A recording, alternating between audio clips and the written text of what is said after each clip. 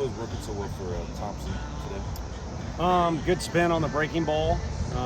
Kind of started with good fastball command more than anything, and then that led to guys chasing some off speed. Got in a rhythm there, third or fourth. Where then he was landing off speed pitches to complement it, so it made it a good overall package. And then the command kind of faded the last couple innings, but he was still able to work out of jams or get out of situations. And of course, the last one, they go to the bullpen, and Futrell did a great job. Feel like the offensive issues were more about y'all or more just about good pitching? Combination, always a combination. Takes two to tango. But yeah, it started with good stuff. I think, I don't know how he threw last week or the week before, but, better than he had thrown against Florida.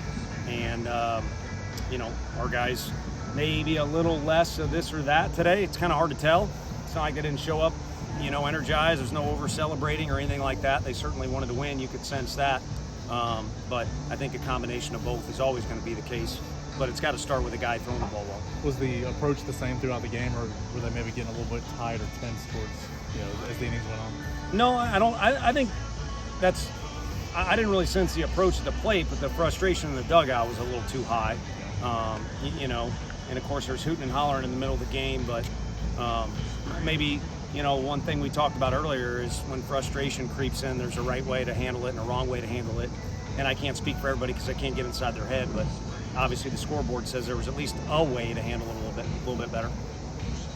How frustrating, I guess, were the types of bats you guys got in the fifth and the seventh when you had two on and no outs? Yeah, I mean, it looked like you're about to kind of get the ball rolling downhill, and then it vanishes with that bat, so we don't get anything out of. And again, not one to bark at a guy for not getting a hit. I had many a days where I didn't do that, but in order for it to be a productive offense, we got to get something out of when you go into the box. Even if you swing at the first pitch, you'd like to make hard contact or at least have a good approach. So that was frustrating, and that led to all things halting. So kind of back to my point, the stuff's got to be good to begin with, but all that kind of halted with poor approach in some of those at-bats. Nate Snead had a really good weekend, obviously yesterday and then today. Because he pitched yesterday, opted you to go to the bullpen after about 65 minutes? Yeah, I think that was a little, more than we wanted to, and so that's why it occurred in the middle of an at-bat. We just didn't want to rush Benke, so maybe on me a little bit. We definitely wanted him to go back out there, and he got us a huge first out. But even that was a little greedy. I know yesterday wasn't taxing, but when he's in there, he prepares like a maniac. When he's out there, he competes like a maniac. So we got more season left to play, and that's kind of how we wanted to work that deal. What went wrong for Xander there in the first two innings? They just had a good approach. He also missed in the middle of the plate several times, and the angle here is really tough. I know this park and our park are really tough to be an umpire because you can hear everything that's being said from the dugouts, and some things should be kind of left within the dugout. But the angle's kind of weird because some pitches I thought were this or that. You watch video and it's the opposite. But as far as the feedback from our players, including Cal, missed in the middle of the plate too much. But they also had a clear-cut approach against them that was good.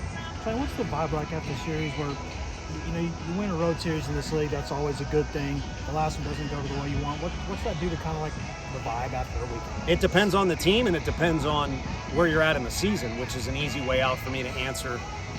But it also is a fact that this is our first opportunity to go into day 3, 2-0, and our guys are so geared up and so I guess repped out, however you want to say. We've done 1-1 a lot, and of course the Alabama series was frustrating, where we didn't take anything home with us that we wanted to. This one you're sour about today, and after you shower and you take the bus trip home, you have to turn the page to next week because boom, you play Tuesday, Thursday, Friday, Saturday, so you need to be ready to rock and roll there. But at some point, you also need to realize we're trying to, we're in a race with the other team, and we're trying to beat them to 2 wins, and we were able to do that.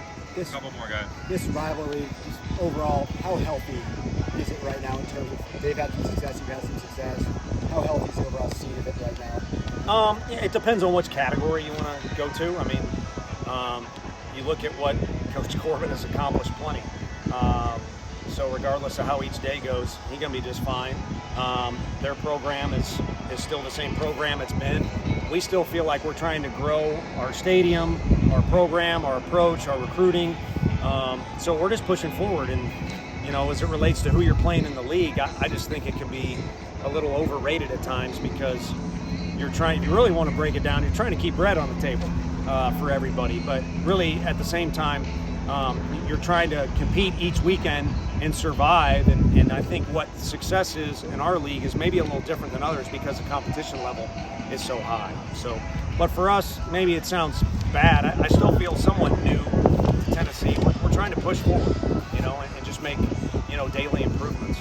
The way y'all use Snead this weekend just to kind of show how valuable he is as a bullpen guy as opposed to a starter. Yeah, I think yesterday was a day that I said he was a Swiss Army knife, and he truly has been that for us. And Kirby's kind of been Mr. Everything for us too, but you know, Nate has definitely been that and done that well. And Coach A, you know, Frank always seems to develop somebody that, you know, fills that role for us.